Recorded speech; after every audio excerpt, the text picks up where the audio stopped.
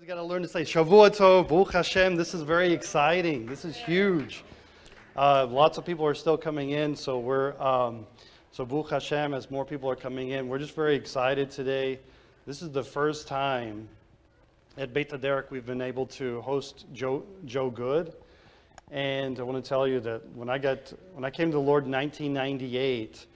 I was turning on GLC and I saw Joe Good with his program, The Promise of the Father, and it was just mind-blowing to me, and it was just something absolutely stunning. So we're very excited today to have him, and just want to just give everybody a quick overview. Joe's going to give an overview too, but I want to tell you how important this is. So glad to see you again. There was a rabbi named Rabbi Harvey Falk who wrote a book called Jesus the Pharisee. And I read this book, I don't know, 2015. I'm not exactly sure when I read this book, but I was absolutely stunned by the information in the book. And I knew all these certain puzzle pieces that he presents. In about 2017, I believe it was, we had Joe come and he gave a teaching on this book. And it's Yeshua, the Pharisees, and the 18 Edicts of Shammai. And when he gave this teaching, all of these puzzle pieces that I thought I knew, I didn't understand how they related. And it opened my eyes to a whole new level of understanding the dynamics of what is happening in the Gospels. And these dynamics are absolutely incredible and important to understand, because if we don't understand Yeshua's relationship to the Pharisees, to Yeshua's relationship to the Sadducees, to the inner dynamics between the Shammai faction and the Hillel faction of the Pharisees, we will not have an inkling of what is going on in the Gospels. It is that big of a deal. And that has implications today, especially in the future of Messianic Judaism, where there is this huge it's almost like a tug of war between what is our relationship to the oral Torah, the Talmud, the rabbis, and our belief in Yeshua as the Messiah and our Master. How does it all fit together? And when you see how it fits, our eyes open in such a way that it helps us understand the dynamics of what is going on in the Gospels. When I heard this teaching, my socks were blown off. I mean, I had to go buy new socks. I mean, it was like... For years, I was just thinking about it and chewing on this, just sitting there thinking about it. And I went to a very major Messianic conference, and I was stunned to hear one teacher come and basically say the exact same teaching. And even today, you're going to learn about like Menachem the Essene. Has anybody ever heard of Menachem the Essene? You're going to hear some details that maybe you've never heard before. And so this is very exciting. It's a great honor for us at Beit HaDerek to receive Joe Good. Let's give him a big Beit HaDerek Texas hand.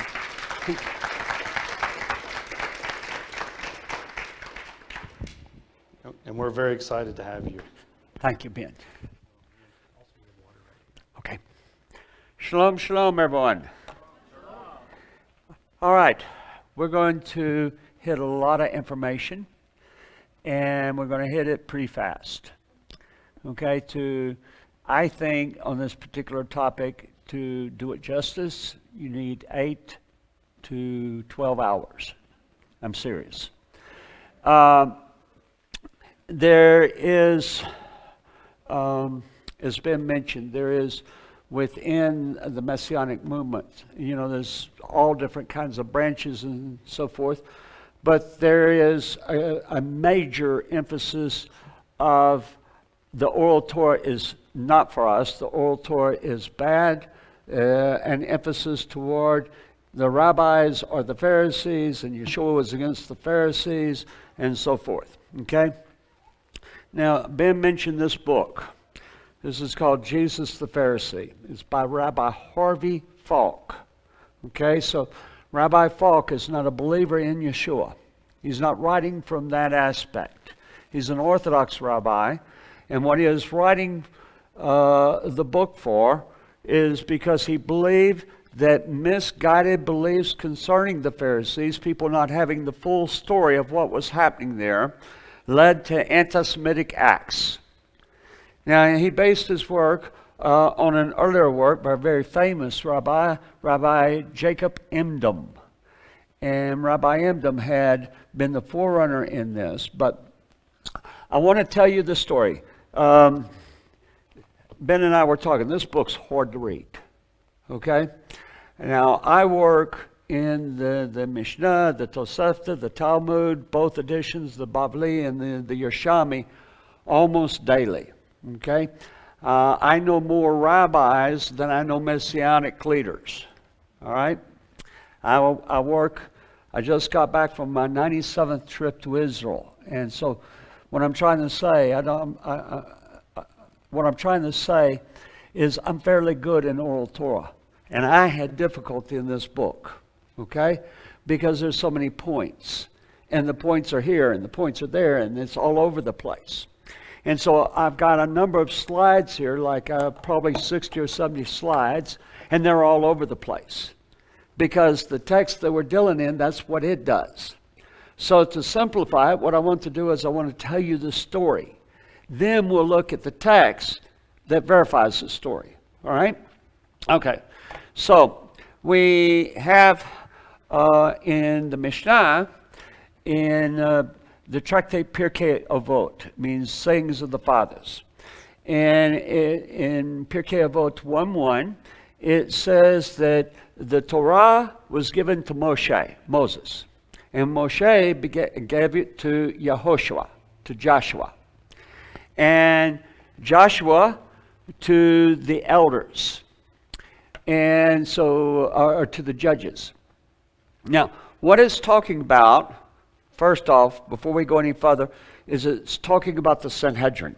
Okay? And the head of the Sanhedrin first was Moshe, then it was Joshua, and then we have a period, and each of these times I'm going to talk about will be time periods.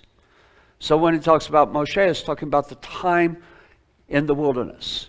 When it's talking about Joshua, it's talking about the time of conquest. When it's talking about the judges, it's the time of the judges. And then it goes into the prophets. It was given to the prophets. Now, you think in your mind, Isaiah, Jeremiah, Ezekiel. We're told in the Oral Torah, we're told in the Mishnah, that the prophets built the Soreg. And you can just see these guys out there laboring. But that's not it. When it says the prophets, it's talking about a time period. It is talking about the first temple period. All right? So from the time the temple was built with Solomon, all the way to the time the temple was destroyed, the people carried away to Babylon. Then it says that it was given from them to the Anshe Knesset HaGedalah. That means the men of the great assembly. And so this is the court headed by Ezra, and then coming down for about, over 100 years.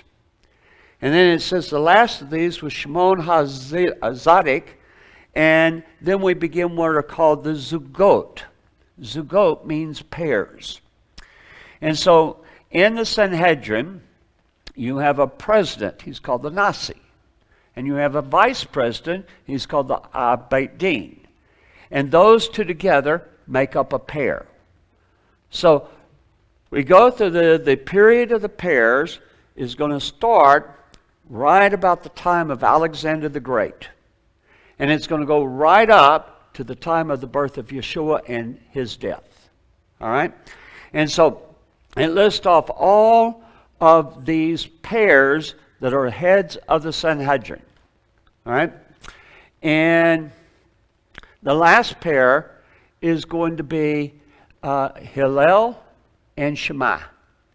Hillel and Shammai.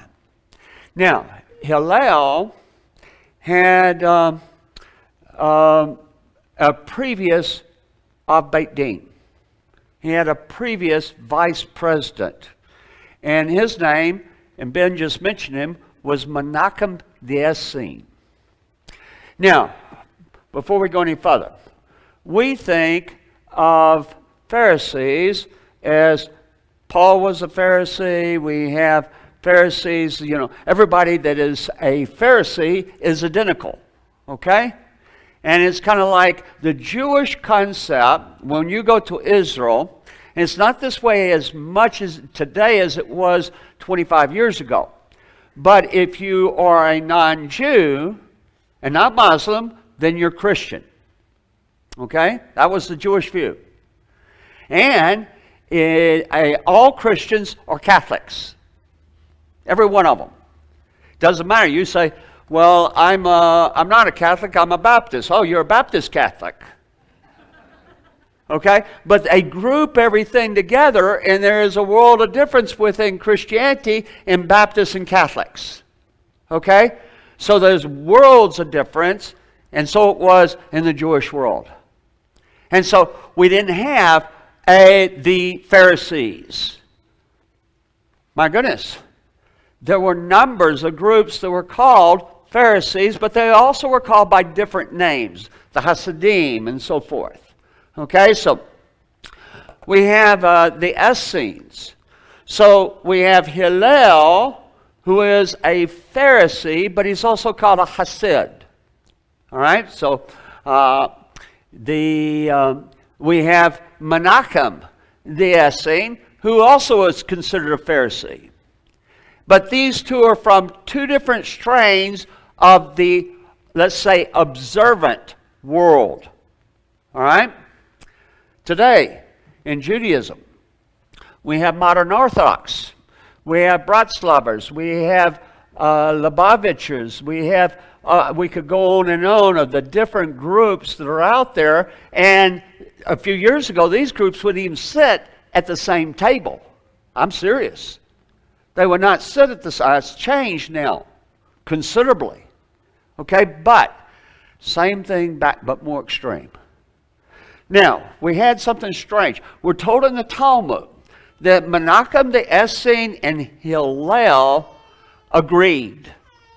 They saw eye to eye. But we're told that Hillel and Shammai did not agree. Okay? Somewhere in here, something happened. Around 25 BCE, Menachem the Essene, he left. In Jerusalem, how many of you have been to Jerusalem? Quite a few of you, okay? And you went to the Holy Land Hotel model that's now at the Israel Museum. And there is a gate over on when you're on the southern side of the city, there is a gate that you'll see, and hopefully whoever's with you pointed out this gate is called the Essene Gate. And the Essene Gate, there was what was called the Essene Quarter.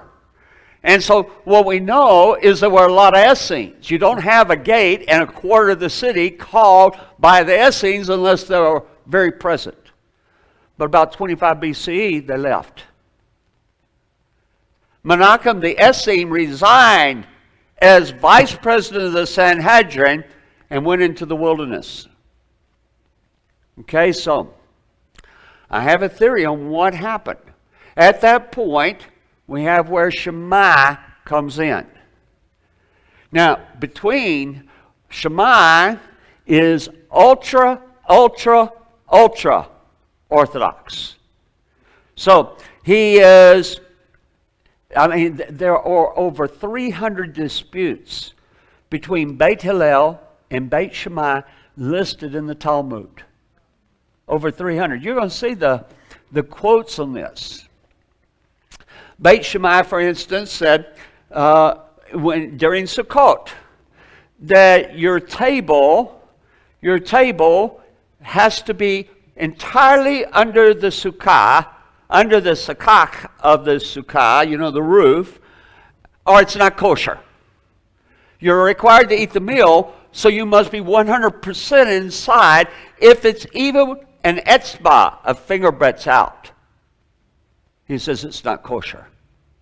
Hillel said, you're crazy. It doesn't say that we have to have a table inside the sukkah. It says we have to eat in the sukkah. And so there were these contentions over the halakha. All right. Another thing is happening is we have where the Romans are coming in. And so the Romans made their first entry in 63 BCE in a civil war between Hyrcanus and his brother Aristobulus. Aristobulus was a bad guy. Hyrcanus was a good guy but weak. And so his mother, they're twins, not twins but brothers. The mother, she wants the good guy to be the next high priest and to be the ruler of the people. But she knows his brother's going to take it from him. And so she hires a strong-arm man, and this strong-arm man is Antipater the Idumean. And Antipater the Idumean has a son, his name is Herod. And this is how Herod gets in. In the Civil War, they don't have strong enough forces to beat Aristobulus, so they go to the Romans. Now, Aristobulus also went to the Romans, but when Antipater gets there, he says, how much did he pay you? I'll pay you more.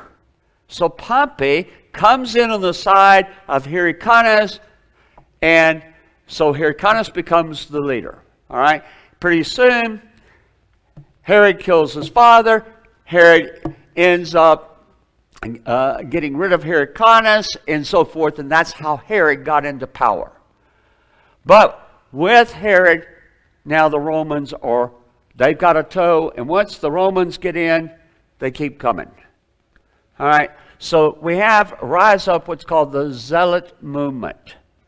And so the Zealots, for the most part, are very, very observant. They're very religious. And so they're at heart, pretty much, they are going to be what would be called Pharisees. The Pharisees became a general catch-all phrase for all the we're going to be observant. What you and I would call orthodox. Okay? And so, among all of the Pharisees, Beit Shammai was ultra zealot. Okay, so they believed that anything, any association with not only the Romans, but any non-Jews, should not be allowed. So much so that violence could be employed in order to stop them. The zealots in Beit Shammai became like this. They became synonymous with each other. I want to go into the slides. I believe what happened, there was an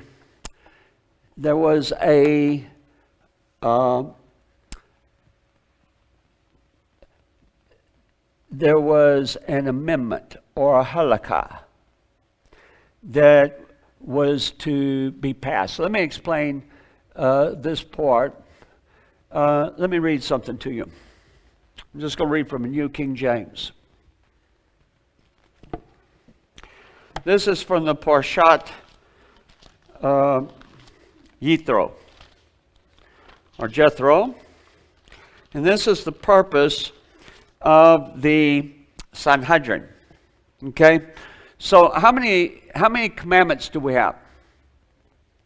613. How many commandments are explained? This is how you do them. How many? 0. Not one. Not one. How many are controversial? 613. Okay? And I mean, I'm not being funny. That's the way it is.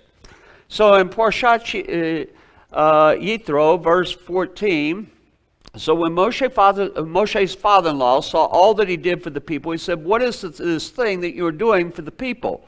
Why do you alone sit? All the people stand before you from morning to evening.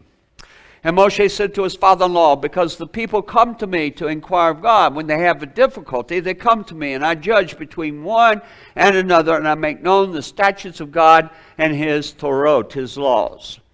So Moshe's father-in-law said to him, this thing that you do is not good. Not meaning that the teaching of the Torah was not good, but the people standing all day.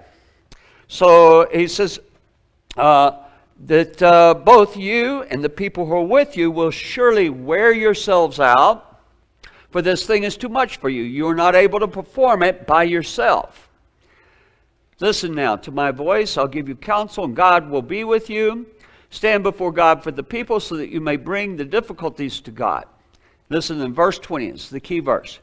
You shall teach them the statutes and the laws, and show them the way in which they must walk, and the work they must do. Halakha comes from the word holech, how we walk in a commandment. That's what the Sanhedrin, and this is the start of the Sanhedrin. We find in Bamidbar 11 where he takes the 70, the Numbers 11 where he takes the 70, and the Spirit of God is increased upon Moshe, and that increase is placed upon these 70, and that is your first Sanhedrin. We read in Devarim, in the Parshat Shoftim, Judges. We read in chapter 17, verse 8, if a matter arises which is too difficult for you, in matters of controversy and so forth, and it says, you shall go to the judge, to the priest, the Levite, and the judge there in those days. Now, how many judges do we have in the Sanhedrin? 71. 71. 70 plus 1. That's 70 original, and Moshe over them. 71. We have 23 judges. That is a quorum for the Sanhedrin. A minyan. We have 23. And so we have 23 that are kohanim. They're priests. Why? Well, if you are getting a divorce, you don't go to a criminal attorney. You go to a divorce attorney. Okay? So if you in the Torah, we have laws that pertain to the kohanim. All right? And so that's going to be Torah. That's going to be anything dealing with the altar, anything dealing with the incense, those types of things. Then we have 23 judges that are Levi'im. And so we have 23 that are neither Kohanim or Levi'im, making up 69. The Av Beit Din is our number 70, and the Nasi is 71. Okay? And so we're told in chapter 17 that whatever they decide that you are to do, you're not to go to the right, you're not to go to the left. The way it's written in the art scroll is you shall not deviate. You shall not deviate. Whatever they say, even if they're wrong. If they're wrong, they will answer to Hashem. But otherwise, what are we going to be? We're going to be like chickens that are let out of a coop going everywhere. Each one doing what he thinks is right, and what will it bring? Total confusion. Total confusion. And so, we have, we're told in numbers of documents. Okay, so the Mishnah is the collection of the Sanhedrin's decision. Here is the halakha. All right? This is how you do whatever. The Tosafta is additions to what we have in the Mishnah. They were written approximately at the same time, the Mishnah a little bit before the Tosafta. Then we have, after 200 Common Era, the Mishnah is closed, and we begin what is called the Gemara. What is the Gemara? The Gemara is the discussion on the halakot. All right, so that's important. And together, the Gemara, the discussion of the halakot, and the Mishnah, that's what we call the Talmud. We have two editions of the Talmud. We have the Talmud that was done in Babylon, and we have the Talmud that was done in Israel. So the one in Babylon we call Talmud Bavli. The one in Israel we call Talmud Yerushalmi. Now what we're going to look at, known as the 18 Edicts, and how they came to be, what we're going to look at is the information out of the Mishnah, the Tosafta, the Talmud Bavli, and the Talmud Yerushalmi. It's coming from Jewish sources. And so what there was is Beit Shammai took over, they did a coup, and they took over the Sanhedrin. I personally believe that's why Menachem the Essene left. I believe that he left, and not only did he leave, taking all of his Talmudim, his disciples, but the Talmudim of Hillel went with him also. And so they go into the wilderness. Hillel remains behind. Now this event occurred in what is called an upper room. The commentaries say it will be at someone's house. You're going to see this. I think it actually is an upper room within the temple.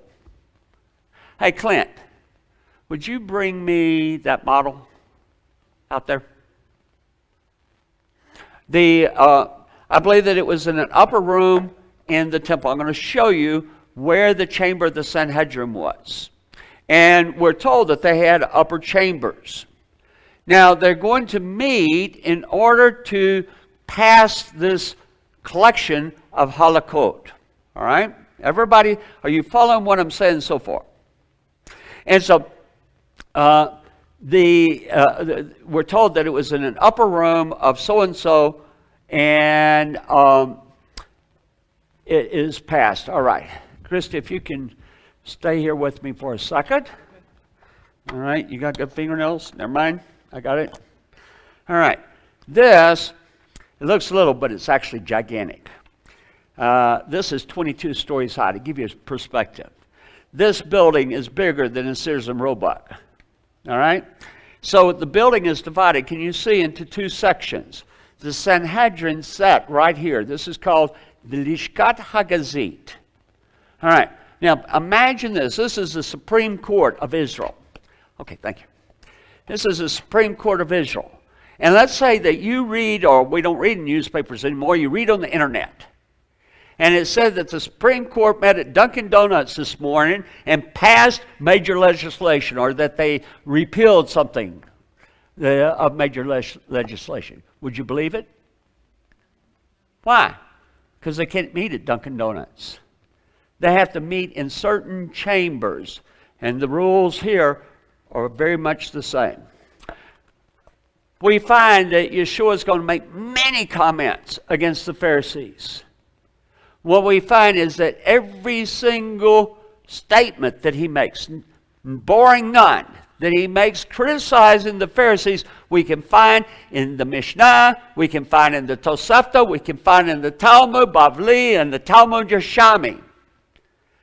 And who was it made by? It was made by Beit Hillel concerning Beit Shammai. Even, you might recall that Yeshua calls a group of Pharisees murderers.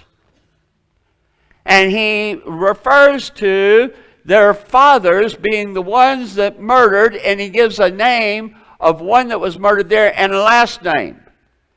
And we're told between the altar, in an upper room between the altar and the porch. Wow.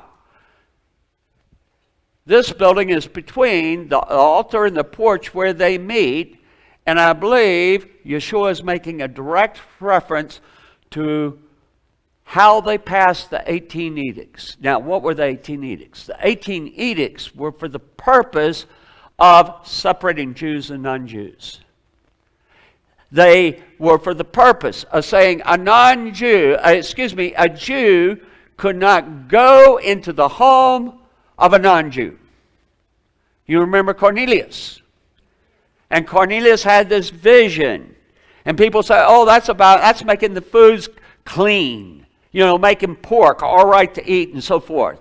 Has nothing to do with that.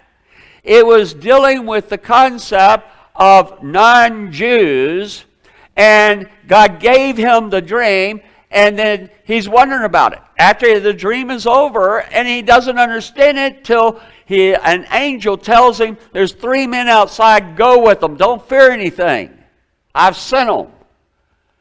When he gets there, what does he say? When he goes into the house, he says, you know how unlawful it is for a Jewish man to come into the home of a non-Jew. It's not in the Torah. We do not even have that in the halakha today. But it was in the 18 Edicts of Shammai. The 18 Edicts of Shammai said you cannot do any business with a non-Jew. You can't pray with a non-Jew. Non-Jews cannot do anything. In the congregations, in the synagogues, they could come, but they stood in the back. They could not be part of the leadership, any of these things. There were these restrictions that were put.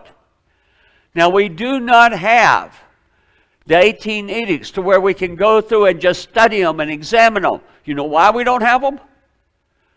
Because the Sanhedrin, in between the year 30 Common Era and the destruction of the temple of 70 Common Era, said it was, in our American terms, unconstitutional.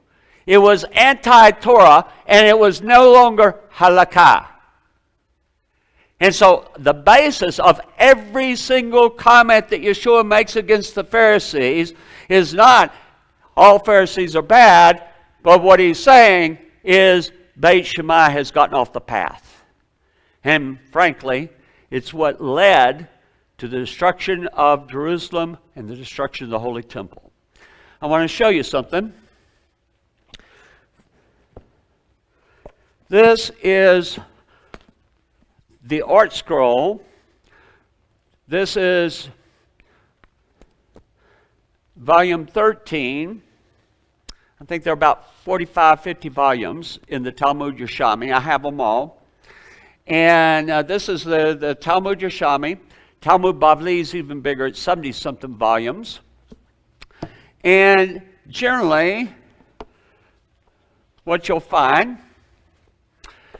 is in the Mishnah, it talks about the 18 edicts, the passing of the 18 edicts. And it says that it was as black a day for Israel as the day of the golden calf. It's pretty heavy. Now, as in chapter 1 of the Tractate Shabbat. Okay, so Tractate Shabbat is the first tractate in the order Moed. So one thing that you'll notice as you study these is whatever is at the first is usually, we want to get this out. Okay, so in the Tosafta, in the Tractate Shabbat, it is about maybe a page that they deal with the 18 articles of Shammai, and it's in chapter 1. In the Talmud Bavli, there's probably 10 pages where they deal with it. It is in chapter 1 of Shabbat. And here, I'm in chapter 1, Halakha 4 of the Talmud Yerushalmi. Okay, so I'm going to show you every page is on the 18 edicts. Every page, in fact, here in the Talmud Yerushalmi, it is hinted at, it is mentioned briefly in the Talmud Bavli, it's mentioned in the commentaries on the Mishnah that it was done by violence. In fact, in the Talmud Yerushalmi, it says maybe as many as 6 of Beit Hillel were killed. Okay, in the upper room. It was a coup. You say, wow, that's horrible. Let me tell you something.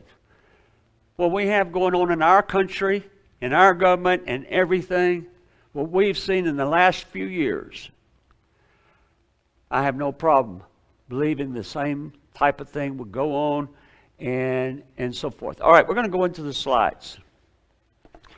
Okay.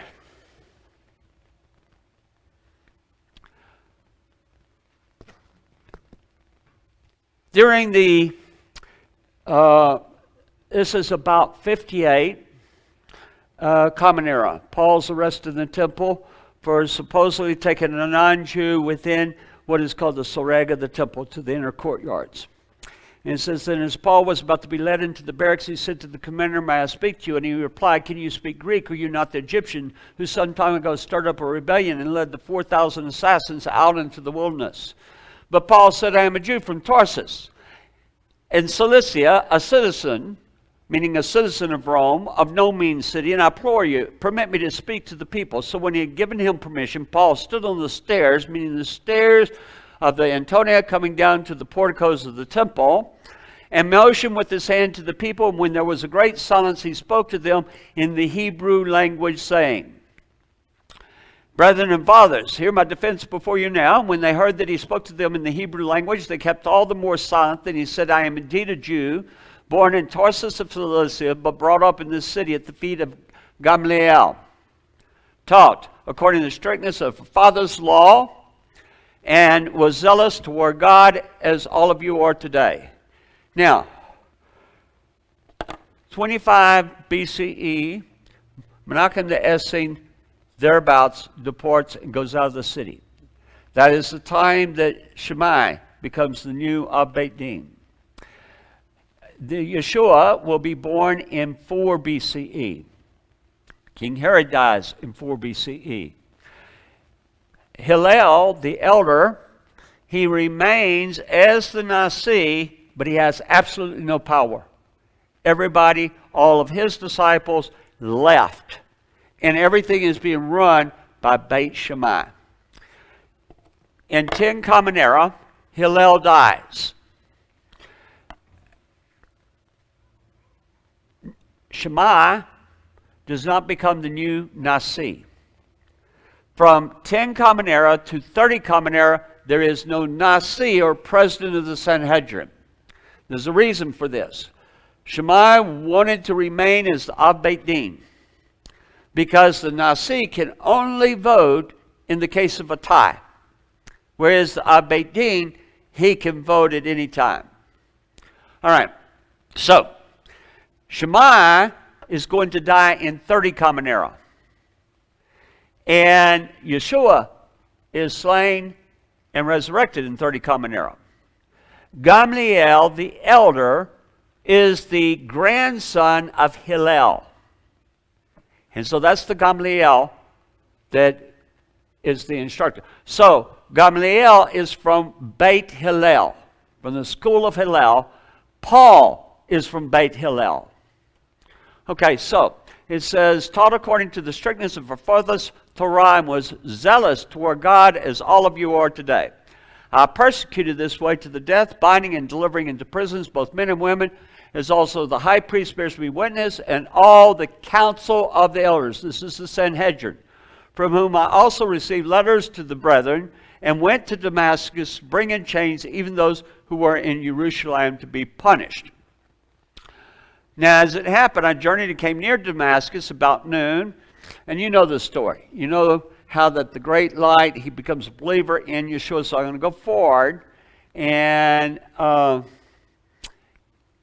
here we have that he is instructed to go to this Ananias. And he's a devout man according to the Torah. And let's read this. Came to me and he stood by me and said to me, Brother Shaul, receive your sight. And at that same hour I looked at him, and then he said, the God of our fathers has chosen you that you should know his will and see the just one, hear the voice of his mouth, for you will be his witness to all men of what you have seen and heard. And now, while you're waiting, rise, be immersed, and wash away your sins, calling on the name of the actually master, not Hashem. Now it happened when I returned to Jerusalem, was praying to the temple, that I was in trance. And I saw him saying to me, make haste, get out of Jerusalem quickly, for they will not receive your testimony concerning me. So I said, Master, they know that in every synagogue I imprison and beat those who believe on you. And when the blood of your martyr Stephen was shed, I also was standing by. Consenting to his death and guarding the clothes of those who were killing him. By the way, what does that mean?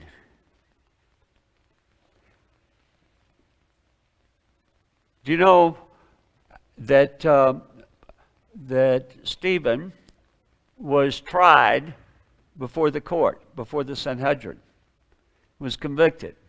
In the tractate Sanhedrin of the Mishnah, it describes that when a guilty verdict is found, how did they stone him? And this statement you'll find in the Mishnah. It explains Paul was an officer of the Sanhedrin. Okay? Now, Stephen was falsely accused. Okay, so the Sanhedrin made a mistake here, but Paul was a member of the Sanhedrin. He was at least an officer, maybe not a judge, but he was an officer.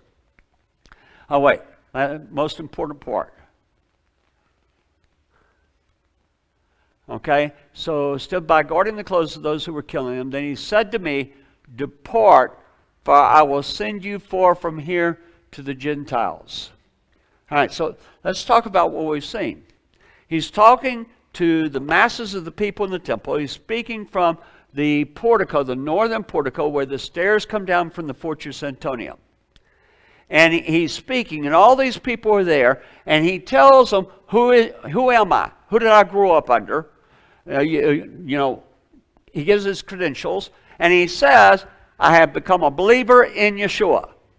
All right? Right? Would you agree with that? That's what he says. He says, this is what happened. And it was Yeshua, and he believed. Nobody's saying anything. Nobody's saying anything. And he says, depart from me, for I will send you forth from here to the Gentiles. And they listened to him until this word. And then they raised their voices and said, away with such a fellow from the earth, for he is not fit to live. Then as they cried out and tore off their clothes and threw dust in the air, I would say they were pretty upset. Why? They weren't upset at the information he gave them that he believed that Yeshua was the Messiah. They were upset at the idea of it's going to the Gentiles. Now that is from a zealot standpoint. That is from Beit Shammai, that we can have anything to do, that the Torah is only for the Jews. It's not for the other nations. It's not for the non-Jews. And so, let's go forward.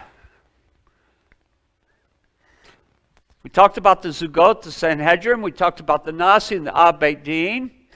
To agree or not to agree.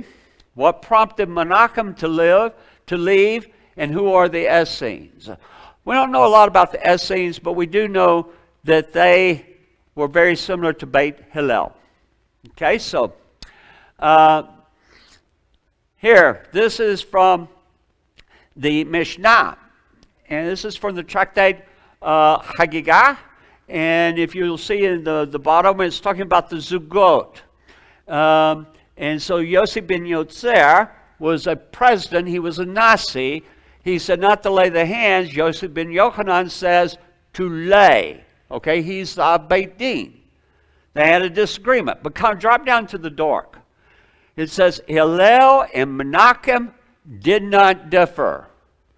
They saw eye to eye. Menachem left. Shammai came in. Shammai says not to lay.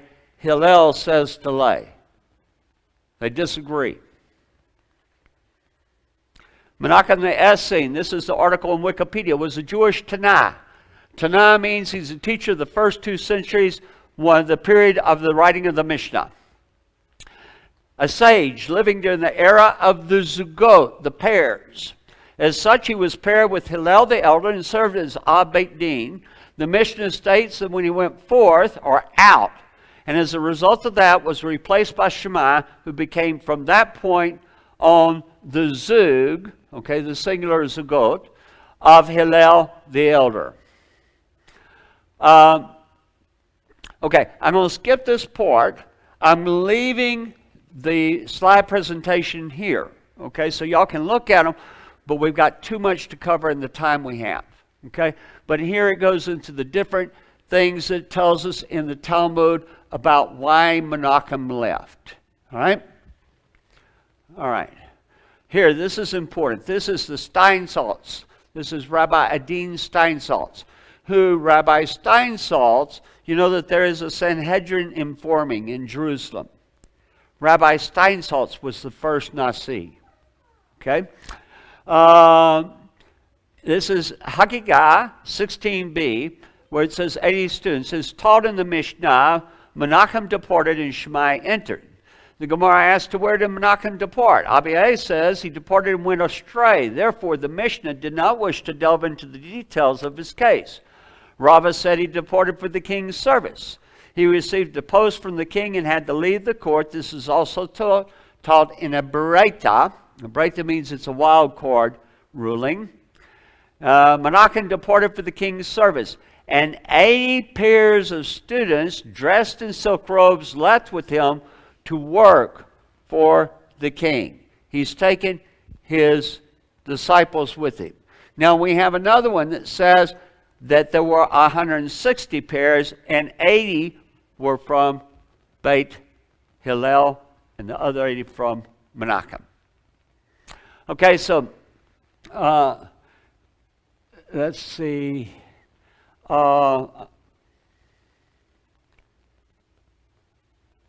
Josephus mentions Menachem the Essene. He gave a prophecy concerning Herod before Herod became actually the ruler. And it's just a historical reference to him. All right. Now, this is talking about the 18 edicts. These are the laws that they decreed in the upper chamber of Hananiah ben Hizkiah ben Gurion when they went up to visit him. They voted, and Beit Shammai outnumbered Beit Hillel, and they decreed 18 matters on that day. Now, I believe that this chamber is going to be in this building, in this end of the building, over where the Sanhedrin met. Okay, so it's an upper chamber within the temple. And that's going to be based on a statement from Yeshua. Okay, so they decreed 18 matters on that day.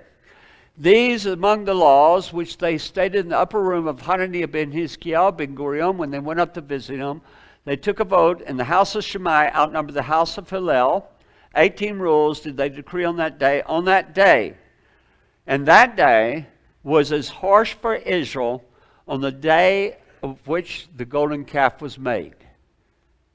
Now, please, I want you to understand that this, we have a problem. We have a problem that's within Christianity. We have a problem within the non-Jewish Torah world. Within Messianic Judaism, we have a problem. Because they are saying that the rabbis are actually the Pharisees. In other words, that today's rabbis came from the Pharisees. And that all of this is bad based upon everything that Yeshua said. But what you're looking at is a document that was written by these same rabbis. And they're saying the passing of the 18 rules was a day that was bad for Israel. Not good. Not good. What they're going to say, you're going to see in your own words, your own eyes, things that Yeshua said where he's criticizing the Pharisees. And he said, by your tradition, you make null and void the words of God. Same rabbis that are writing things today said exactly the same thing concerning the rulings of Shammai. All right? Once you realize that, then it becomes a game changer.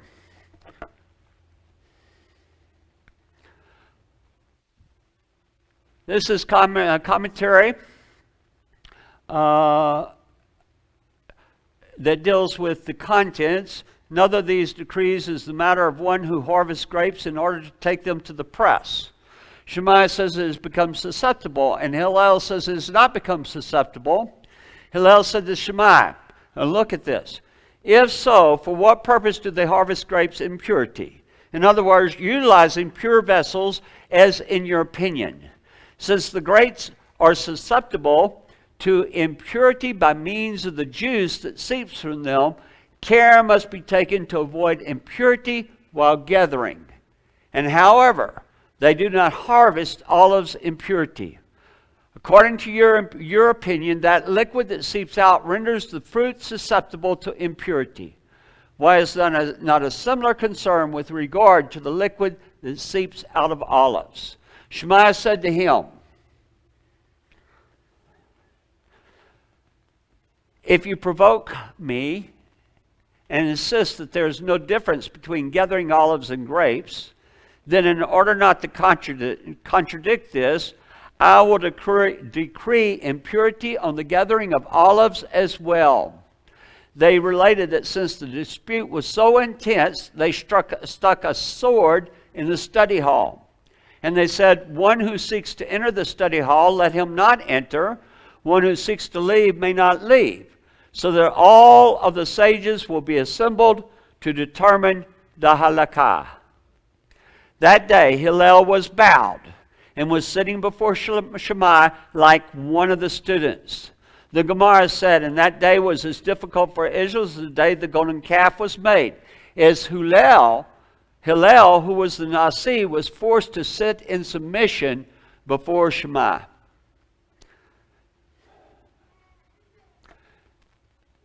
And the opinion of Beit Shammai prevailed in the vote conducted that day.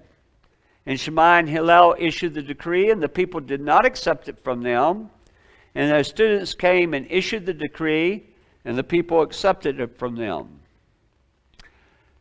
Note 3, if you provoke me, this expression said by Shammai to Hillel must be understood. Although Shammai finds room to distinguish between gathering grapes and gathering olives, if Hillel proves that there is no distinction between the two, Shammai will issue a decree conferring impurity on gathering olives as well, and the decrees will be uniform.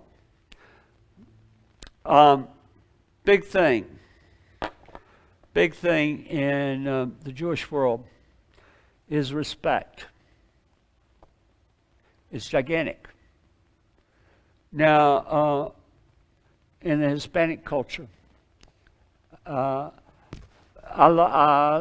spend a lot of my time with the Hispanic congregations in Austin and Dallas. I respect them. Because they understand the honor and the respect. And it's a very important part of their culture. Very important. And it's the same thing with Jewish culture, at least in Israel. That when a distinguished rabbi comes in, there is a blessing, you say. You would stand when he comes in because he is to be honored. Whether you agree with him or you disagree with him, he has a place of honor. And what Shammai did here would have been better for the people if he had cut Shammai's throat. He dishonors him in front of the people. Okay? And so this is a very important thing. All right, so they stuck a sword in the study hall. It's not clear exactly what took place in the study hall then. According to the tradition cited in a similar matter in the Jerusalem Talmud, that's what I brought with me, there was a harsh dispute in the study hall to the point of bloodshed. Some explain that Hillel sat and bowed before Shammai, trying to convince Shammai through a discussion the issues like a student deliberating before his teacher. However, at that point, the students of Beit Shammai outnumbered the students of Beit Hillel, and the halakha was established in accordance with Shammai's opinion. Following the temple's destruction, the school of Hillel began to gain ascendancy over the school of Shammai. Beit Hillel's strength grew progressively until a heavenly voice, a bat kol, was heard in Yavne, proclaiming that the halakha was to be universally accepted in their favor. This would have taken place sometime toward the end of the 1st century Common Era. The later rabbis declared in Berkot 36b, the opinion of Beit Shammai, when it conflicts with that of Beit Hillel, is no Mishnah. In other words, their views were considered to be null and void.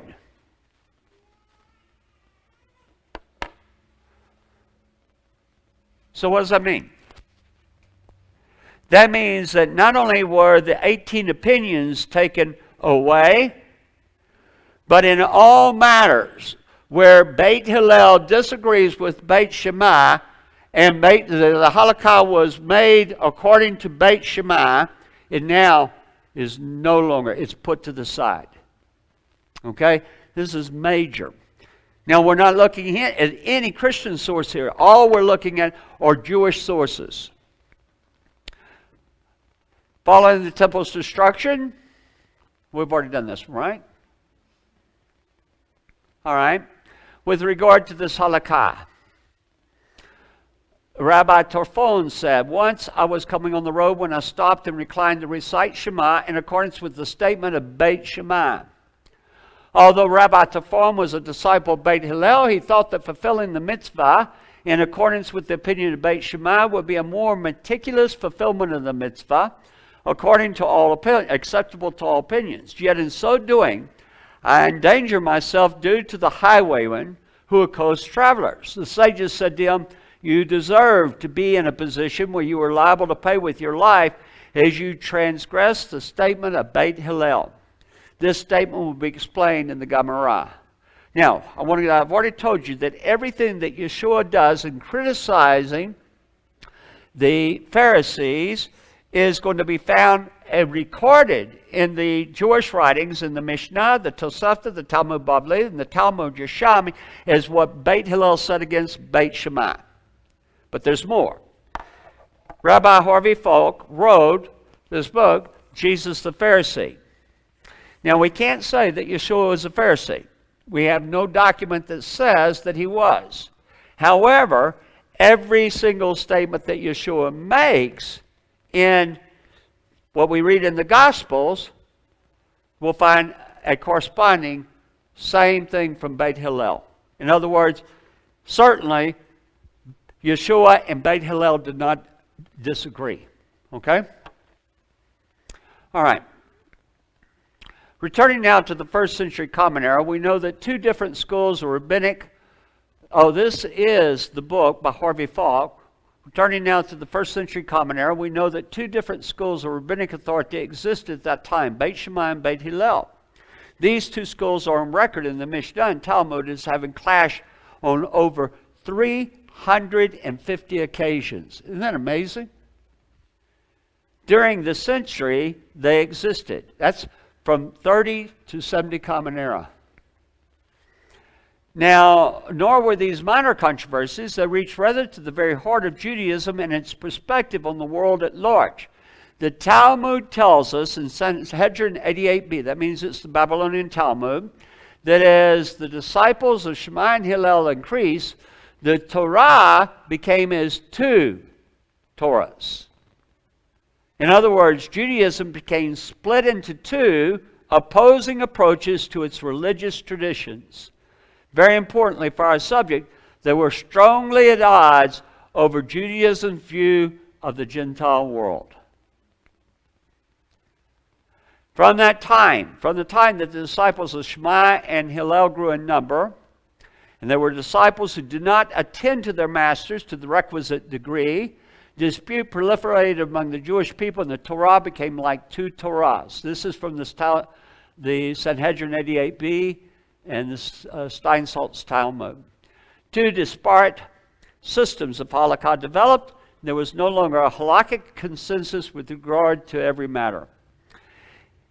In previous chapters, this is Yeshua the Pharisee, I have pointed to Talmudic evidence that the Essenes, the apparent authors of the Dead Sea Scrolls, were closely allied with the school of Hillel, and that Hillel and his disciples, as well as the Essenes, were referred to in the Talmud, Sanhedrin 11a, as Hasidim, not Pharisees or scribes. Now, in your notes, I would agree with this. In the Gospels, when it refers to the Pharisees in the Gospels, is referring to Beit Shammai. But when we get to the epistles, when Paul's writing, and Paul will say, I am a Pharisee. He doesn't say, I was a Pharisee. He says, I am a Pharisee. Okay? But there, it's Beit Hillel. because already Beit Shammai is going down.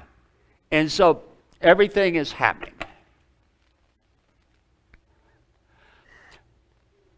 Shmuel Hakatan and his great piety were mentioned. The Gemara now relates several incidents that shed additional light on his personality. The sages taught after the last of the prophets, Haggai, Zechariah, and Malachi died, the divine spirit of prophetic revelation departed from the Jewish people, but nevertheless they were still utilizing a divine voice which they heard as a kind of echo prophecy. One time a group of sages were reclining in front of the house of Guriah in Jericho, and a divine voice was bestowed upon them from heaven, saying, there is one here who is fit for the divine presence to rest upon him as it rested upon Moshe, our teacher. But his generation is not deserving of this distinction. The sages set their eyes upon Hillel the elder, just as he was indicated by the divine voice when he died. The sages said about him, alas, the Hasid man. All right? And so in the Talmud, generally, Hillel is referred to as a Hasid rather than a Pharisee. Later on, when we read, they're all called Pharisees. All right? But this is leading to the confusion. Okay, so that's why this is important. Also, the pious Hasid man, alas, the humble man, a disciple of Ezra.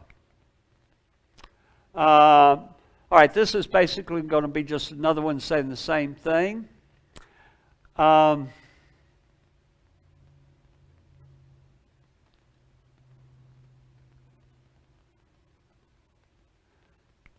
Let's see.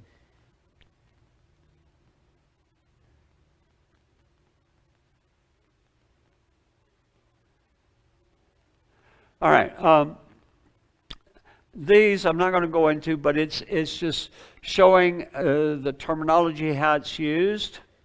All right, let's go to this page. Yeshua preached to his listeners. John 12:36. Yochanan 12:36. While you have the light, believe on the light, that you may become sons of light. Paul of Tarsus wrote similarly in his epistle to the Ephesians. In chapter 5, verse 8. Walk then as children of light. Hillel, founder of the school that bears his name, died about 10 Common Era, charged his disciples, and all Jews today follow the teachings of Beit Hillel to be one who loves mankind and brings them nigh to the Torah. Vote 112. All right, this is a quote from Hillel. Hillel and Shammai received Torah from them. Hillel said, be a disciple of our own, loving peace and pursuing peace, loving your fellow creatures and attracting them to the Torah.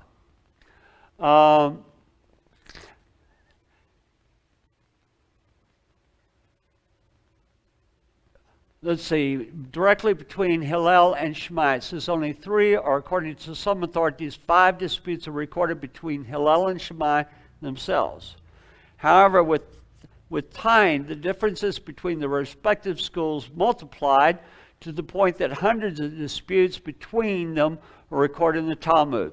The split between them was so deep that according to the Talmud, the Torah, the Jewish law, became like 2 Torahs. It was said that the schools of Shammai binds, the school of Hillel looses. All right? So, in other words, the school of Hillel is going to be more lenient in the observance. And I would compare it to like the ultra-Orthodox of today and the modern Orthodox. Okay, so, all right. The political principles of Beit Shammai were similar to those of the Zealots, among whom they therefore found support. As public indignation against the Romans grew over the course of the first century, Beit Shammai gradually gained the upper hand, and the Gentile conciliatory Beit Hillel came to be ostracized from Beit Shammai's public acts of prayer. As the Jewish conflict with the Romans grew, the nations surrounding Judea all sided with the Romans, causing Beit Shammai to propose that all commerce and communication between Jew and Gentile should be completely prohibited. Beit Hillel disagreed, but when the Sanhedrin convened to discuss the matter, the Zealots sided with Beit Shammai. Then Eleazar ben Hananiah, the temple captain and leader of the militant Zealots, invited the students of both schools to meet at his house. I disagree with that statement. I don't think it was at a house. Eleazar placed armed men at the door, instructed them to let no one leave the meeting. During the discussions, Beit Shammai achieved a majority and were able to force all the remaining individuals to adopt a radically restrictive set of rules known as the 18 Articles, or 18 Edicts, 18 Ordinances. Later, Jewish history came to look back on the occasion as a day of misfortune. According to one source, Beit Shammai attained their majority either by killing members of Beit Hillel or by intimidating them into leaving the room. In the Mishnah, Shabbat 1:4, these are the laws that the sages stated in the upper chamber of the dwelling of Hananiah ben Hizkiah ben Garon on one occasion when they went up to visit him. On that occasion when Shammai outnumbered Beit Hillel, and they enacted 18 measures on that day. The Mishnah stated, these are the laws that the sages stated in the upper chamber of Hananiah ben Hizkiah ben Garon.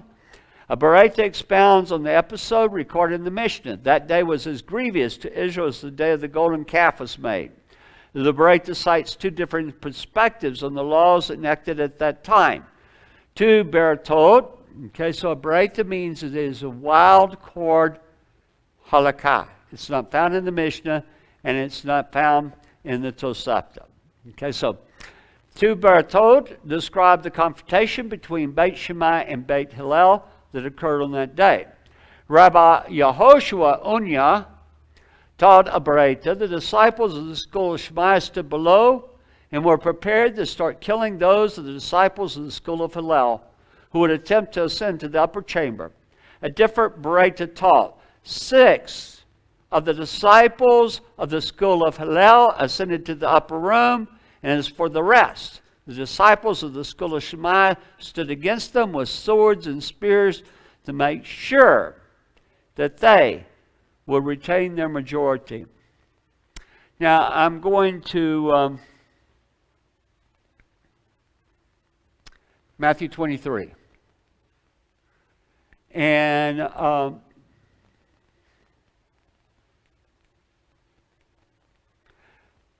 we'll start here. I believe it's going to be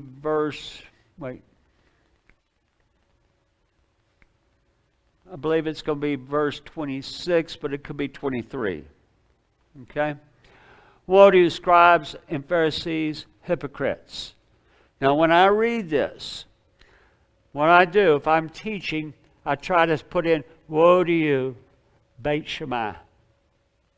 Okay? I want to distinguish between the Beit Shammai, who, to me, were criminals. Like, I think a lot of our politicians that we have to deal with all the time. Okay? Woe to you, scribes and Pharisees, hypocrites, for you pay tithes of mint and anise and cumin, and have neglected the weightier matters of the Torah, justice and mercy and faith. Now, here we can see the classic two views, Beit Shammai, the ultra observance. I mean, you want to tithe off your produce. You want to tithe off what you have. But here he's saying you're tithing off even the smallest matter. The banner of Beit Hillel was to love your neighbor. To love your neighbor. Love Hashem and love your neighbor. Okay, so these you ought to have done without leaving the others undone. Blind guides who strain out a gnat and swallow a camel. Woe to you, scribes and Pharisees, hypocrites. How many of you heard the phrase, a prayer was a pharisaical prayer, meaning it was hypocritical? Okay? Woe to you, scribes and Pharisees, hypocrites, for you cleanse the outside of the cup and dish, but inside they are full of extortion and self-indulgence. Blind Pharisee, first cleanse the inside of the cup and dish, that the outside of them may be clean also. Woe to you, scribes and Pharisees, hypocrites, for you are like whitewashed tombs, which indeed appear beautiful outwardly, but inside are full of dead men's bones and all uncleanness. Even so, you also outwardly appear righteous to men, but inside you're full of hypocrisy and lawlessness. Actually, the word there would be without Torah. Woe to you, scribes and Pharisees, hypocrites, because you build the tombs of the prophets and adorn the monuments of the righteous. And say, if we had lived in those days of our fathers, we would not have been partakers with them in the blood of the prophets. Therefore, you are witness against you yourselves that you are sons of those who murdered the prophets. Now, something that I do not have in the slide presentation, but Rabbi Falk, he brings out that we think of prophets, using the term prophets, is ending with like Haggai, Zerubbabel, right in that period. Okay? But in the Talmud, the students of Beit Hillel are actually called prophets. Okay? It's a matter of honor. And so what Rabbi Falk suggests, and I agree with him, is that when he's talking here, Yeshua is talking literally about the passing of the 18 ordinances. And you notice it says that you are the sons of those that murdered. That they go out and they honor the graves of those that were murdered. And then it says, therefore you're witnesses against yourselves that you are the sons of those who murdered the prophets. Fill up then the measure of your father's guilt. Serpents, brood of vipers, how can you escape the condemnation of hell? Therefore indeed I send you prophets, wise men and scribes. Some of them you will kill and crucify. Some of them you will scourge in your synagogues and persecute from city to city, that on you may come all the righteous blood shed on the earth, from the blood of righteous Abel, which is, of course, in the book of Bereshit, to the blood of Zechariah, son of Berechiah, whom you murdered between the temple and the altar. Now, the temple and the altar, this expression is referring to this area. It is called a zone between the altar and the porch. And this building where the Sanhedrin meets is in the zone between the temple and the altar and the porch. Now, this is not Rabbi Falk's opinion. I don't know if it's anybody else's opinion, but my opinion is that the slaying of Beit Hillel occurred right in an upper room in this building.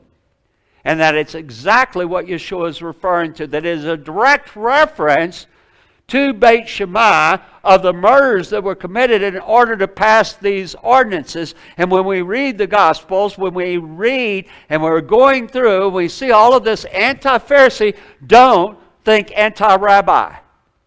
The rabbis are the ones that said Beit Shammai was wrong. The rabbis are the ones that said all of these decisions that they made were out of balance and they were no longer considered a part of it. Okay, so understand that they did this based upon their walk with God. All right? It's important because if I go in and I have this idea of everything there, I'm robbing myself of what God has to teach us and the system that God set up. Moshe didn't set up the Sanhedrin. Moshe didn't set up that they would make the halakha. That came from God through Moshe. And if I throw that out, what am I sacrificing? What am I going to miss? I'm not going to understand the Scripture. It's left for me to interpret what God had a system to do. And if I take what we read here, if I'm understanding all of this of, that's bad. That's oral Torah. That's bad. That's the Pharisees. That's the rabbis. If I have that concept, I'm missing what God has. And so this is essential information for us to know. And then we can understand it. I know it's all scattered all over the place. Let's go forward. Then we got some more. This is the Jerusalem Encyclopedia. Now, I've been using Jewish sources. I've been using Wikipedia, so all of you can go and look up for yourself. Here, the Jewish Encyclopedia. Where'd it go to?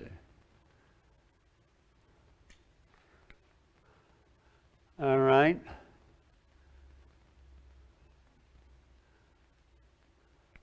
All right, this is on the prophets. Let me go forward. Yeah. All right, this is Jewish Encyclopedia. Jewish Encyclopedia is one of the greatest sources. It's published by Funk and Wagnalls. The last edition was in 1914. Tremendous articles. But you can go and look up Beit Hillel and Beit Shammai. That's the name of the article. The prevailing characteristic of the disputes are the restrictive tendency of the Shammaites and the modernization of the Hillites. 316 controversies between these two schools are preserved in the pages of Talmud, affecting 221 halakot, 29 halakhic interpretations, 66 guard laws or gezerot, and out of the whole number, only 55, or about 1/6, present the Shammaites on the side of leniency. The reason assigned for the respective tendencies is a psychological one. The Hillelites were like the founder of their school. Quiet, peace-loving men, accommodating themselves to circumstances and times, and being determined only upon fostering the Torah and bringing man nearer to his God and to his neighbor. The Shemaites, on the other hand, stern and unbending, like the originator of their school, emulated and even exceeded his severity. To them it seemed impossible to be sufficiently stringent in religious prohibitions. Okay? It's Jewish Encyclopedia. The disciples of Hillel, the pious and gentle follower of Ezra, evinced in all their public dealings the peacefulness, gentleness, and conciliatory spirit which had distinguished their great master, and by the same characteristic qualities they were guided during the political storms which convulsed their country. The Shemaites, on the contrary, were intensely patriotic and would not bow to foreign rule. They advocated the interdiction of any and all intercourse with those who either were Romans or in any way contributed toward the furtherance of Roman power or influences. Dispositions so heterogeneous and antagonistic cannot usually endure side by side without provoking serious misunderstanding and feuds. And it was owing solely to the Hillites' forbearance that the parties did not come to blows, and that even friendly relations continued between them. This is at a later period. For a time at least, but the vicissitudes of the period exerted a baneful influence also in that direction. I'm going to go a little bit past this.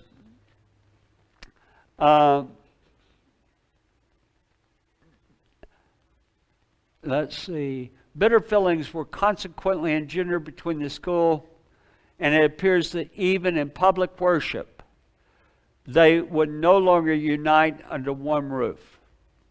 It's pretty amazing.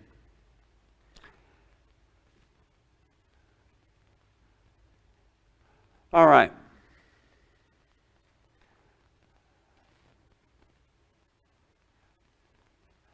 This is the same article. And here we have another. Eleazar ben Ananias invited the disciples of both schools to meet at his house. Armed men were stationed at the door, instructed to permit everyone to enter, but no one to leave. During the discussions that were carried on under these circumstances, many Hillelites are said to have been killed, and there were then the remainder adopted restrictive propositions of the Shemaites, known in the Talmud as the 18 Articles, on account of the violence which attended those enactments. Because of the radicalism of the enactments themselves, the day on which the Shemaites, thus triumph over the Hillelites was there regarded as a day of misfortune. Now, one of the things that's important, you see it says Tosafta. Okay, Tosafta Shabbat 1:16. All right, then we have Shabbat 13a. That means it's from the Babylonian Talmud. Shabbat 17a. The Talmud Yerushalmi, Shabbat 1:3c. Okay, and notice how many places they're referring to this. And one of the things that is of note to me is how much. When we have a halakhic discussion, a big one, let's say, what constitutes a kosher roof for a sukkah? That's a pretty big topic. Okay? Maybe we might have 2 pages in the Mishnah. I doubt 2, maybe 2. We might have a paragraph in the Tosafta, and between the editions of the Talmud, maybe 2 to 3 pages. If I were to take all of these references that we have to what happened here, put them together, I'd have a book of 800, 900 pages. In other words, Judaism itself, the rabbinical world, addressed this. And yet, we grew up. Till Rabbi Falk came out with this book, I had no idea of this. I thought that the Pharisees were the bad guys. Okay? I can tell you this, if I had Morty's time machine, if I had his time machine and I could go back in time, I'd want to be a Pharisee. Okay? Because they believed in the miracles of God. They believed in the resurrection. They were looking for the coming Messiah. I wouldn't want to be a Beit Shammai Pharisee. I want to be a Pharisee. One that walked and had a hunger for God. Okay? And I want to be able to see what they had to say on any topic. Because, their Hebrew is better than mine. Really is. I mean, people will have things, and I'll tell people, that was from the quarters of Ezra, this decision. And they would say, I don't care. I see a difference. Are you going to tell me that you understand the Scriptures better than Ezra did? I could just wish. Okay? We need what these people, we need the Mishnah. And we need to know how to, the sin of the Messianic world. The sin of the Messianic world is we're not going into these documents to learn how to use them. It doesn't come overnight. It's not like picking up a commentary, a Christian commentary, and just reading it. It takes time to learn. And it's the type of thing that you need to learn. You need to be quiet for a while before you start giving your opinions. You need to learn and get the basics. Consider yourself like a child in school. In first grade, the teacher's telling you everything.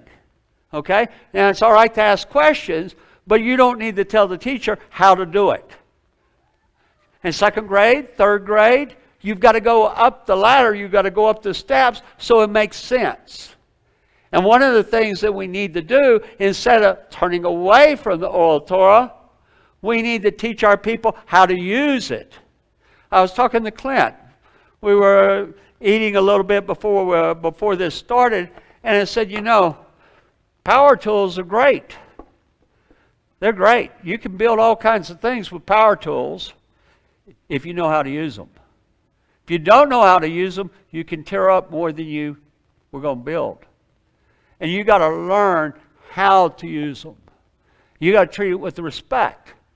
We cannot be like Shammai, who treated Hillel with such utter disrespect. Okay, now people, it's not going to pull you away from Yeshua. Not if you learn your stuff.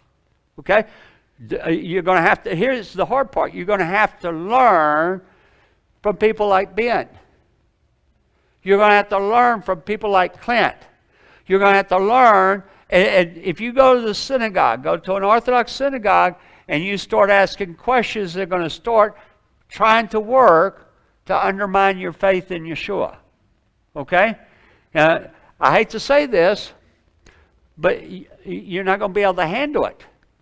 Because they know how to use this stuff, like the Mishnah and the Talmud, and you're unequipped. You can't do it. You will not be able to come against what they're saying. There's things in Christianity that you would disagree with. Replacement theology is a horrible thing. It is an ungodly thing. But they will use that, so you're going to have to support your teachers for them to learn how to use this stuff. Then you're going to have to be taught by them. Now you need, years ago, when I became a believer, I was told right away, you need a Strong's Concordance. You need a Strong's Concordance. How many of you were told that? I had one. I had a bunch of them, in fact. And I got a Strong's Concordance. I had a Jacinius Hebrew lexicon that was coded to the Strong's. I had a Thayer's Greek lexicon. I had all these books I used. You're going to have to get a Mishnah. Okay? You could go to Sephora, but the translation in Sephora on the Mishnah is not a good one. Okay? You're going to have to get a Mishnah. Just go ahead and decide, I'm going to have to get it. I'm going to have to learn how to use it. Don't go in the Talmud right now. You're not ready for it. Okay? You have to learn Mishnah first, but do it. Do it. First off, you need to know Hillel, Yeshua would have agreed with him. He would have agreed with Yeshua. Okay? And so you need to see. Just because it's in the Mishnah, just because it's in the Talmud, doesn't mean, accept everything. Okay? But you use it because God put it there for it to be used by you. Okay? I want to go to the book of Ephesians. How long have we been talking? All right. We'll just go a little bit more. Then I'm going to... well, I went too far. Can y'all get it back for me? All right. That's good.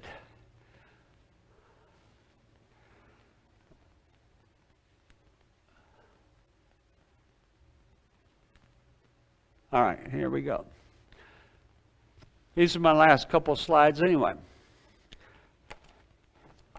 I want you to turn. I don't want you to just read it off the slides. I want you to go to the book of Ephesians.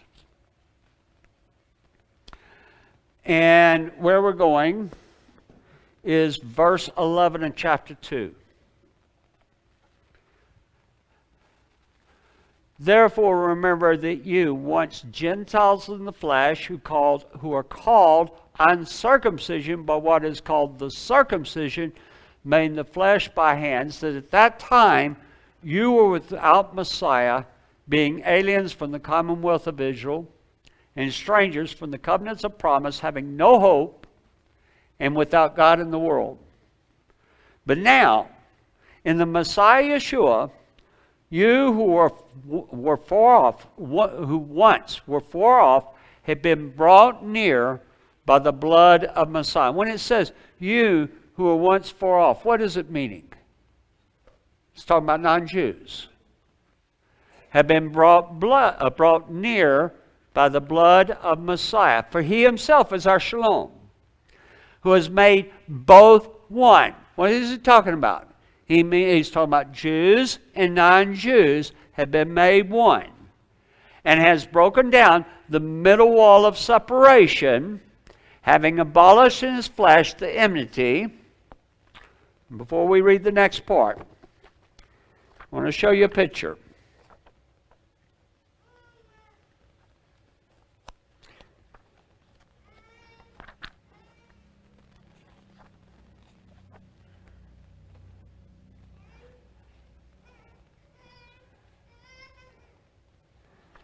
Give me a second to get to it.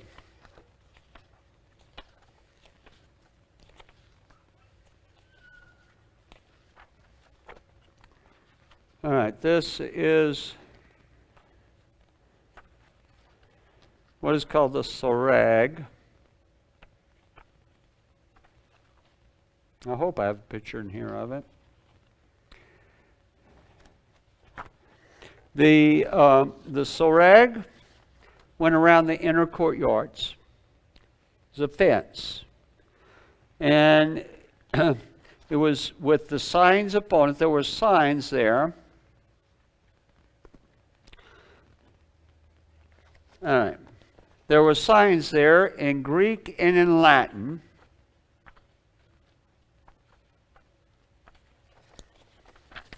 Saying that a non-Jew, here's one of the signs. This is in the Istanbul Museum. It's called the Soreg sign. And this is another one that's in the Israel Museum. It's also in Greek. This is what the Soreg looked like. It was a fence that went around. And they had these signs upon them. It says, any non-Jew that goes beyond this point is responsible for his own death. And now, this has been taught. I've been actually in temple conferences that where it says, broke down the middle wall of separation, that it has been taught that that middle wall of separation is the soreg. That soreg is there because in the Torah it says non-Jews cannot go into the inner courtyards. Okay? It is not a anti-non-Jewish thing. All right? It is the fulfillment of a law. Jewish men, women, and children can go into the court of Israel. Women cannot go, the court of the women. They can go into this courtyard, but women cannot go into this courtyard. Why? Is it discriminatory against women? No, not at all. In the pagan temples, women were prostitutes. And therefore, in God's temple, nobody can say this. Women are not allowed in there. It's a matter of respect. Now, wine. You can drink wine. You can drink strong drink. In this courtyard, the court of the women, or in the outer courtyard, but you cannot drink it in the inner courtyard. Why? Because in the pagan temples, they had debauchery and drunkenness. It was part of their worship, but not in God's temple. God's temple were not about those things. And so the reference here, where it says, the reference here, broken down the middle wall of separation, it is not the soreg. It has nothing to do with the soreg. Having abolished in his flesh the enmity, that is, the law of commandments contained in ordinances. The middle wall of separation is the law of commandments contained in ordinances. What is being taught is that is the oral Torah. That is the Mishnah. Stay away from it. That is the Talmud. Stay away from it. That is the Tosafta. Stay away from it.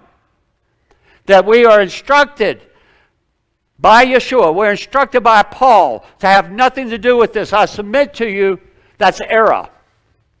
That the middle wall of partition was the 18 ordinances, the 18 edicts that said a Jew and a non-Jew could have no fellowship together. A non-Jew could not go into a home where that was a Jewish home, and so forth and so forth. And so he broke that. Yeshua is saying the 18 edicts are not valid halakha. And within a matter of years, the entire Judaism arrived at the same thing. I'll just read the rest of it. I keep hitting the button and knocking it off. It says, for himself as our shalom has made both one, has broken down the middle wall of division between us, having abolished in his flesh the enmity, that is, the law of commandments that contained in ordinances, the 18 edicts, so as to create in himself one new man from the two, thus making shalom, and that he might reconcile them both to God in one body through the cross, thereby putting to death the enmity. Okay. Does anybody have Any questions?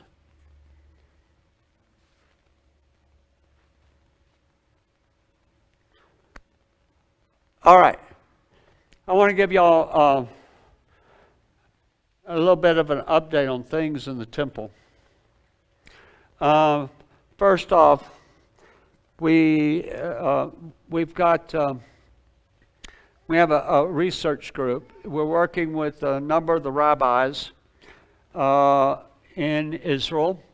Right now, I'm also working with one of the leading archaeologists in Israel. We're writing an article together that's going to be published by Hebrew University. We have a red heifer. And y'all have seen about the 5 red heifers that went to Israel. Okay, that's not the difficult part. Red heifers are really hard. I mean, do you know how you can disqualify a red heifer? What's that? 2 colored hairs, yeah, that'll disqualify her. Coming out of the same pore, that'll disqualify her. But, Clint, can you come up here? Clint's going to play the part of a heifer. Okay? And you look like one? This is a bearded cow. All right. Now, all right, bend over. You got a big cow. All right. If I come up and I do this, I disqualified her. Did you realize that? Huh? Because you can't put a yoke or anything on her. Now, if I'm coming up to inspect her and see if we got red hairs or whatever, that's permitted. Or if I'm going to, look in her ears and I've got to give her a shot or something. If I do anything for her benefit, then that's permitted. But if I'm talking to somebody and I'm just, sitting there like that, I just disqualify her. That's how easy it is.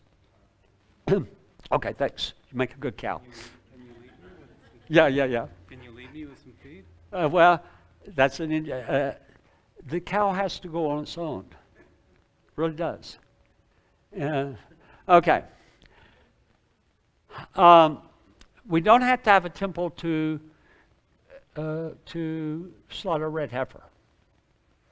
How many of you would call the red heifer a sacrifice? It's not.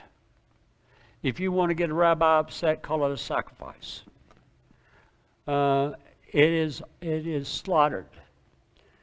Okay, we don't even use the rabbis that are working on the temple. We're trying to move everybody away from using the word sacrifice, period.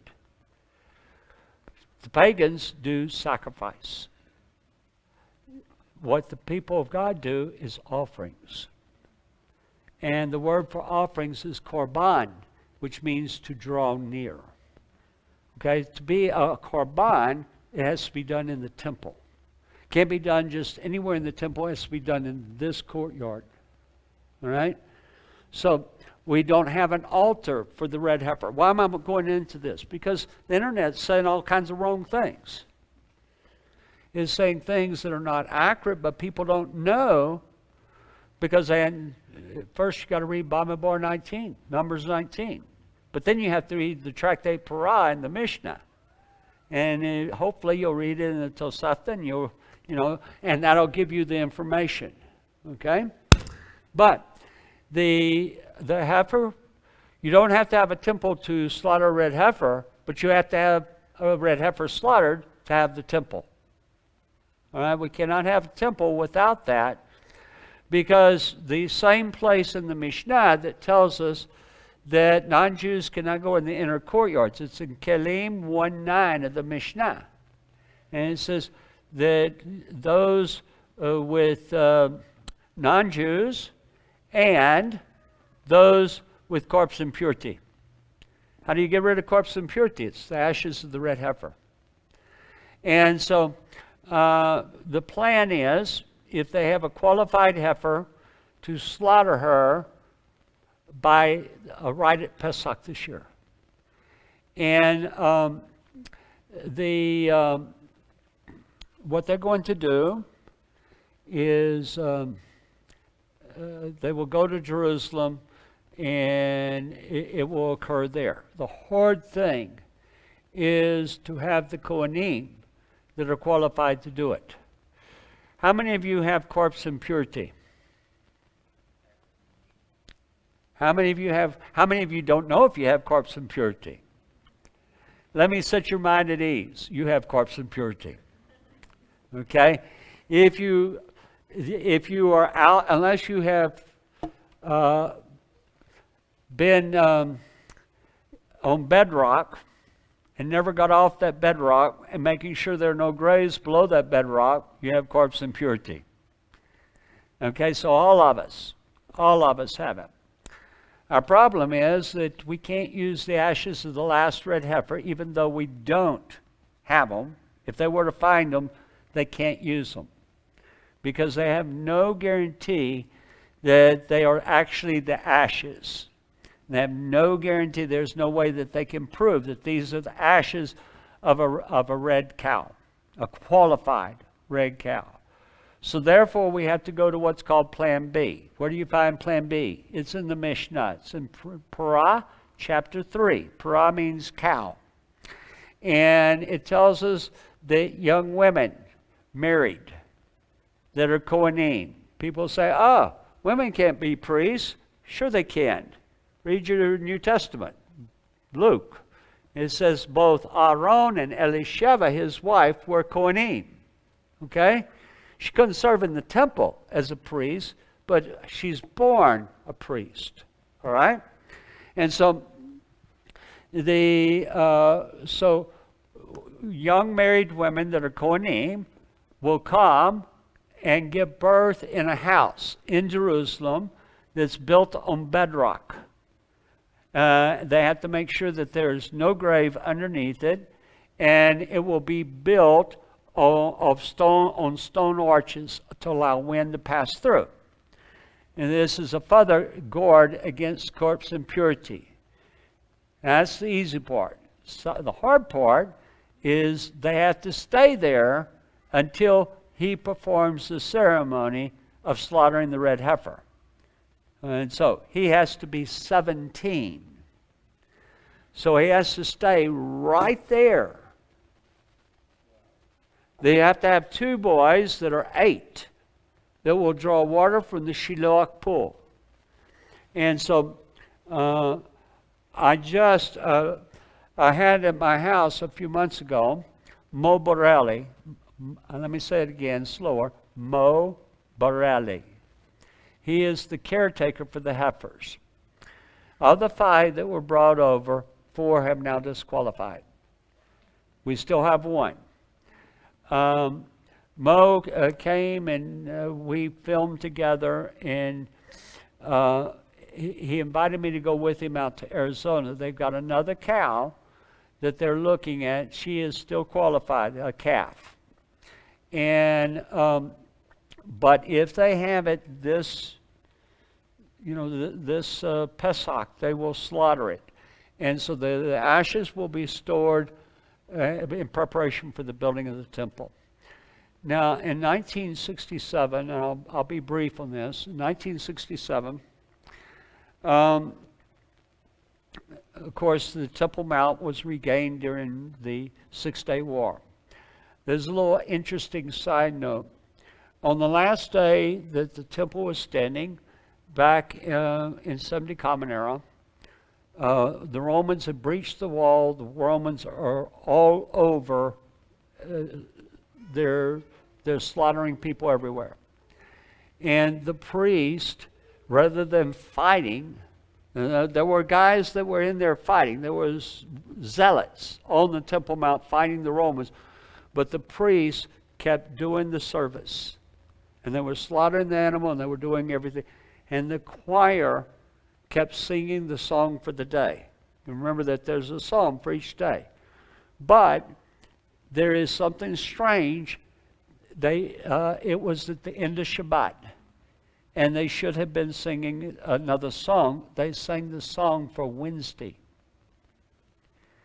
And down for 2,000 years, there's been questions that we find, and we find them in the Zohar, we find them in the Talmud. Why did the choir sing the wrong song? I mean, you're not allowed to do that. And why did they sing this song for Wednesday rather than the song that the day that occurred? And so the song for Wednesday, it speaks of the vengeance.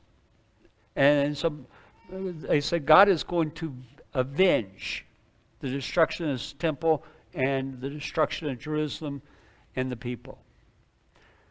In 1967, the Six-Day War began on June 5th. And Israel struck first. And I actually had copies of the Time magazine and Newsweek. Y'all remember when Time and Newsweek used to be a real thing? Okay, and Life magazine and all that. But I had the issues that came out right before the war, during the war, and right after the war. And the issues before saying Israel is going to be destroyed.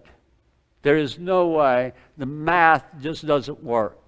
There's no way Israel can fight all these combined armies, and they're armed with modern day weapons, and there's no chance for them.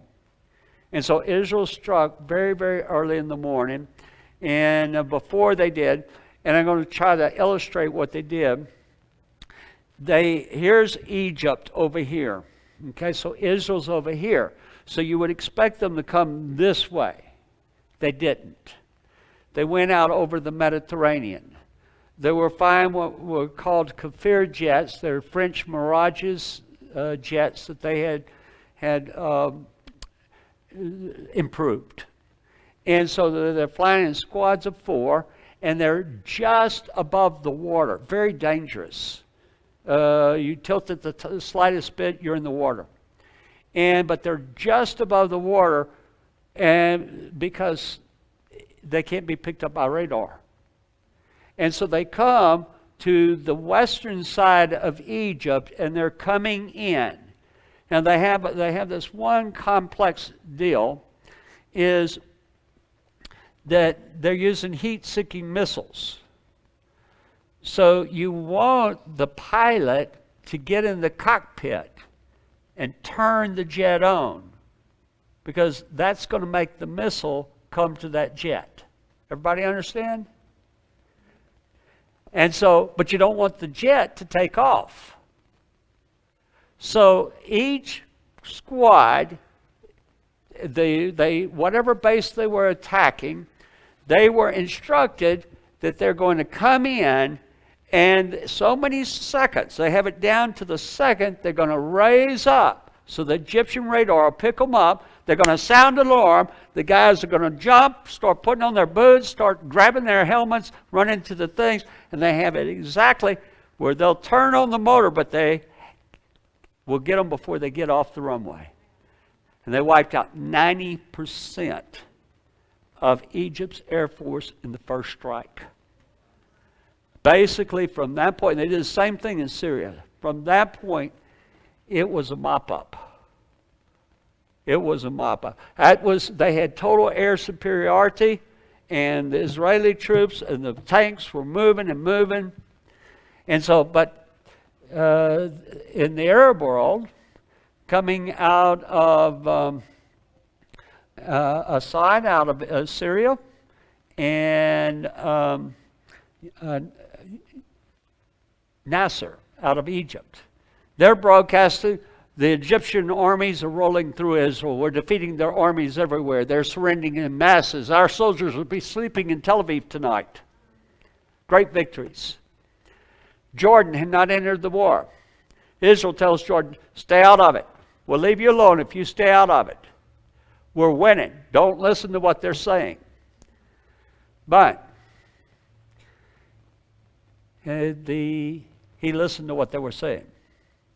So on June 7th, they opened fire on the Israelis. There was no plan to take the old city of Jerusalem. In fact, not one soldier that went in had ever been in the old city of Jerusalem. They didn't know where to go. They didn't know how, once you got in the gates, where the Temple Mount was within the city, how to get to it. And so, all of a sudden, the word came. They had a green light. Go. So they started up, and they're going to go through the Lion's Gate. They have a Sherman tank, and it gets stuck in the gate. And so the soldiers start crawling under the tank. But there's gunfire. There's snipers that are shooting at them. And so as they come through, this is the Lion's Gate, they see a gate about 60 yards to their left. And they start running for it. Now understand that this is about 2 or 3 minutes after the first Israeli soldiers got inside the old city. At headquarters, the Israeli high command is listening. Colonel Mati Gur is over the Israeli paratroopers.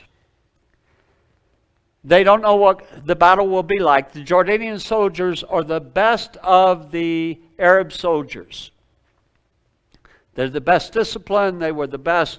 They were a possible major problem for them. So the soldiers run through this gate 60 yards away. And for several minutes, there's no report that's coming back to headquarters. And then Mati Gur, I wish you could hear it in Hebrew. Mati Gur says, Har Habayit, Temple Mount, is in our hands. There's nothing, not a word.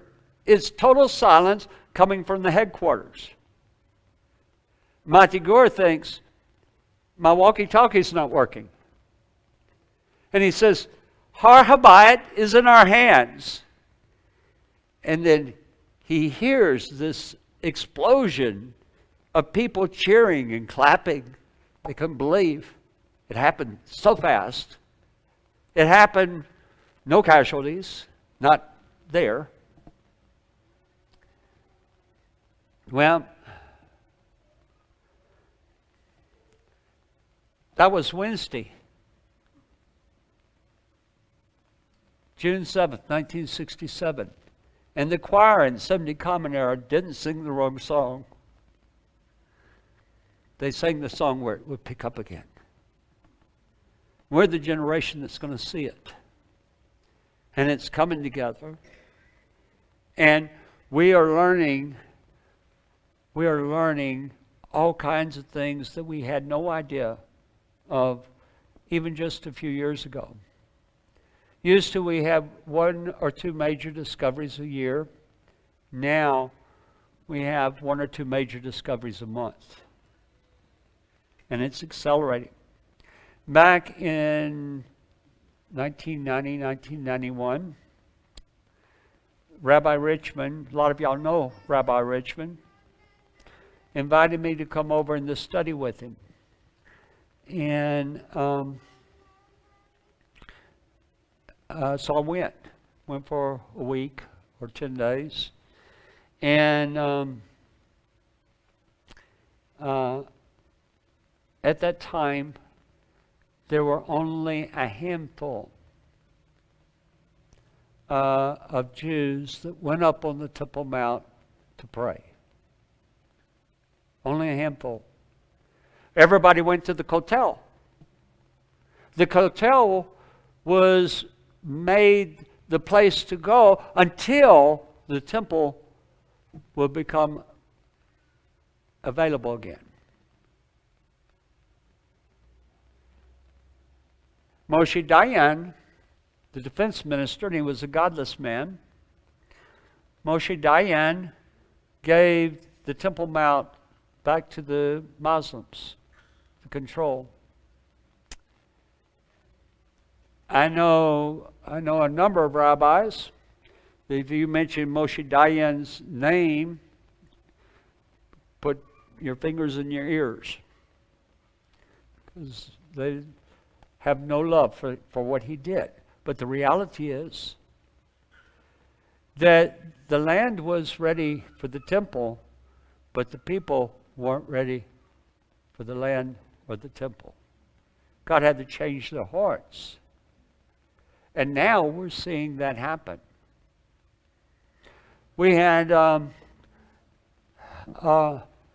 Orthodox rabbi that went with us to Israel. Now he knew that he knew all of us were believers in Yeshua, but he went with us. Not only were we able to go up on the Temple Mount, you can now pray in Hebrew. Isn't that right, Clint? You can stand, and they would before. Let me tell you, I have. That was my 97th trip to Israel. Was the one that we just got back from. I have been arrested on the Temple Mount, I don't know how many times. I've been kicked off the Temple Mount. I don't know how. I had my whole groups kicked off. One time on one of the primetime tours, we had our group, we had a camera crew, and me. And the Muslims made the group walk over here, the camera crew walk over here, and I had to walk over there. I mean, how can you lead a tour if you're over here and they're over there? How can you film anything? You know, and so today, though, we're able to go up there to pray. It's changing, and it's not us. We're not the ones that's changing it. It's God that's changing it. But He's preparing our hearts to see what we need to have adjusted in our life, so it becomes important. I'm telling you. It's happening. It's happening. And we get so bogged down with watching Fox News and CNN and fake news this and fake news that and you know what's happening with this trial or that trial. We get sidetracked. We see the inflation that's going on around us, and we see all kinds of problems. But we need to see the good that God's doing. We need to see His hand moving and be a part of it. And so I want to encourage y'all. We're living in a time that God allowed us to be here for such a time as this. Okay, y'all. Thank you.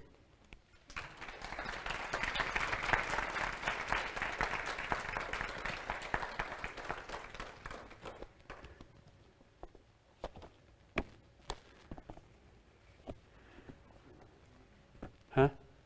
Oh, yeah. Here you go. All right, that concludes our study this afternoon, but I want to definitely express our appreciation for Joe. He's got a table out front with a lot of very interesting things on there and a lot of teachings on USB sticks. So we've come a long way from the cassette tape world. But really appreciate him putting those out there and ask that you would support if you can. Joe is the one that opened my eyes to the Torah 21 years ago. I think that's close. More? 22 years ago. And so I'm very thankful. He has been a great teacher and always will be. But we want to pray for him as he'll be on GLC Light of the Southwest. We'll be filming him this afternoon. And then off back to Houston tomorrow morning. Yep. So let's pray with and for Joe. Blessed are you, Lord our God, King of the universe. We thank you, Father, for the day. We thank you for the opportunity this afternoon to study and to worship and to fellowship. Father, we pray that you would be with Joe as he goes from here, and that you would just bless him and the Espadias as they film on Light of the Southwest this evening. Father, be with him as he travels back to Houston, to home tomorrow. Give him safe travels. And Father, it is in the merit of your Son, Yeshua, we pray. Amen. Listen, I don't have any of these with me, but we do have models of the temple, different sizes. These are the latest research. This is up to date. But you can go to JerusalemTempleStudy.com. And if you are a member there, you can download all the things that are on the flash drives. There's 16 hours of video on each flash drive. And so there's seven flash drives. So there's series 1, series 2, 3, 4, 5. Don't buy series 7. Buy series 1. You don't want to listen. You don't want to. It's Jewish eschatology. Christian eschatology has a lot of replacement theology in it. And Jewish eschatology, people are unaware of. It is a much more complete story, okay? And so, anyway, if you're a member, though, you can download them and don't have to buy them. So if you're not a member, shameless plug, become a member. All right, thank you all.